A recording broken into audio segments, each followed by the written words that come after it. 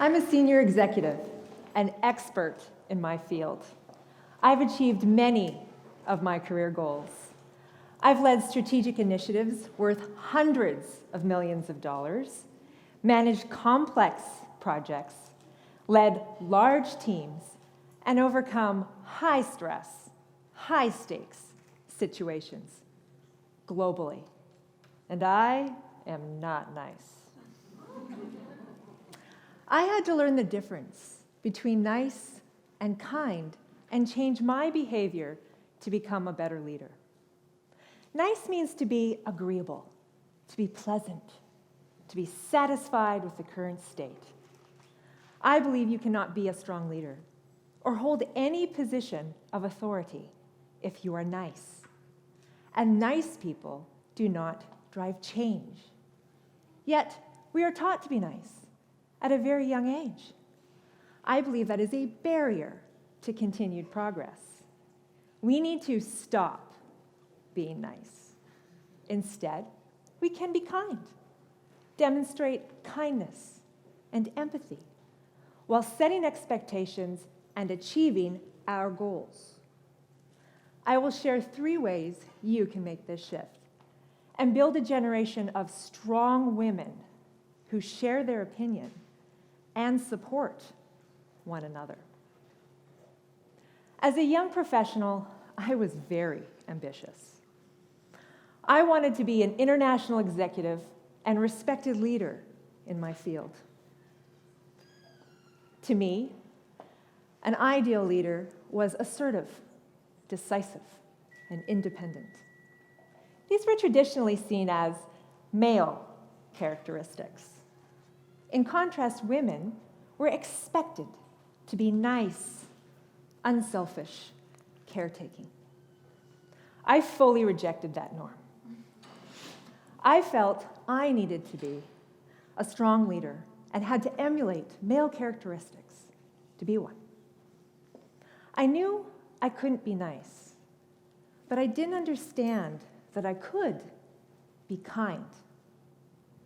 As I started my career, I downplayed my femininity. I only wore pantsuits, hair up, no makeup, and I worked hard. I was first in the office every morning and the last to leave every night, and I worked every weekend. I was intense. I knew that I had to work harder than any of my colleagues to achieve success. Early on, I was assigned to a project as the team lead. This was my opportunity to demonstrate my leadership skills. I was assigned a team of highly skilled professionals. And instead of empowering and trusting them and delegating appropriately, I controlled every aspect of the work effort and made every decision on the project. When we would get together as a team, we would only discuss work, and I knew nothing about their personal lives. I thought I was being a good leader. Our project was hugely successful. Our clients were happy, and other clients were calling and requesting me by name. Everything was great. Then my vice president called. First, to congratulate us on our success. Then she told me my team didn't like me, and that I needed to show my softer side and be kind. I'm thankful for that conversation with my vice president that day. I learned there is a middle ground. We do not need to emulate male characteristics to be strong leaders. We have incredible innate skills as women. I could be kind to my team, empower and trust them, while embracing my vulnerabilities and showing my feminine side, and still be a good leader. Not a nice leader, but a kind and authentic leader. We need to find our voice and speak up. In a recent LinkedIn survey, over 40% of women in senior positions reported being the lone woman in the boardroom. It's a challenge to speak up and share your opinion when you are the only woman in the room. One of the first times I was the lone woman in the boardroom occurred very early in my career in Texas. It was a consulting engagement, and I had spent months working on the final deliverable. Upon submission of the documents, the client requested that I travel to Texas and present to the entire executive team. What an opportunity. I spent weeks working on that presentation. I knew my stuff.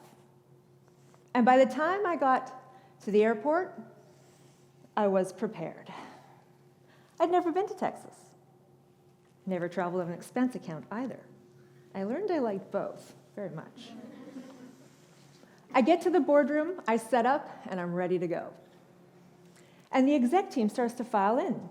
15 men, not one woman. I am the only woman in the room. It's daunting. I feel quiet start to come over me.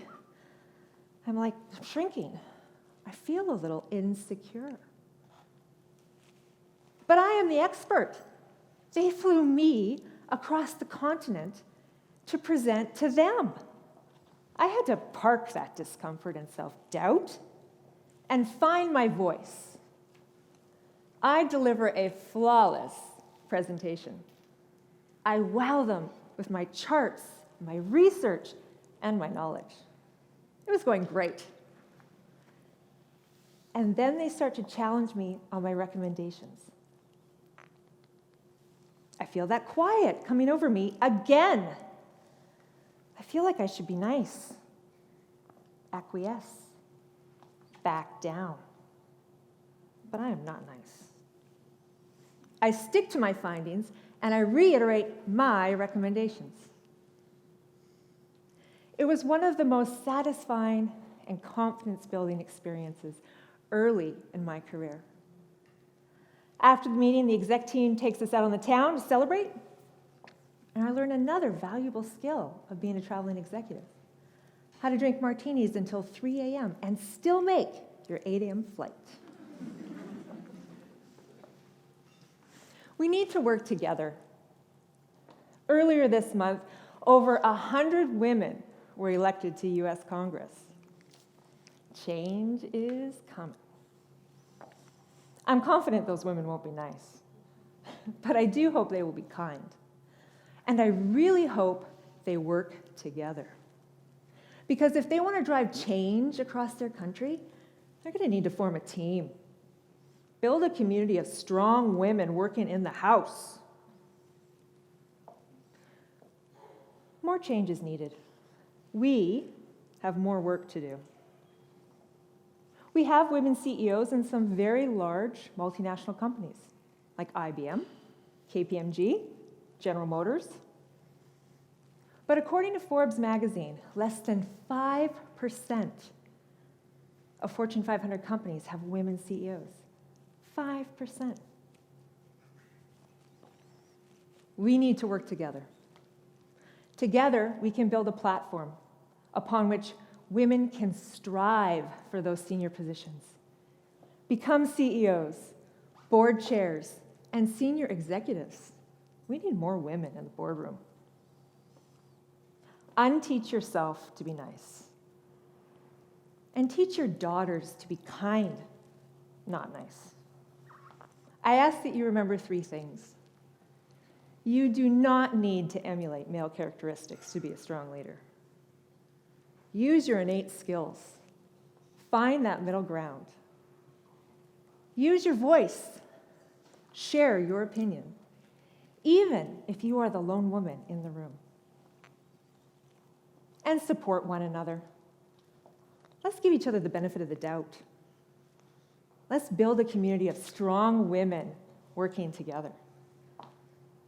But above all else, please don't be nice. Thank you.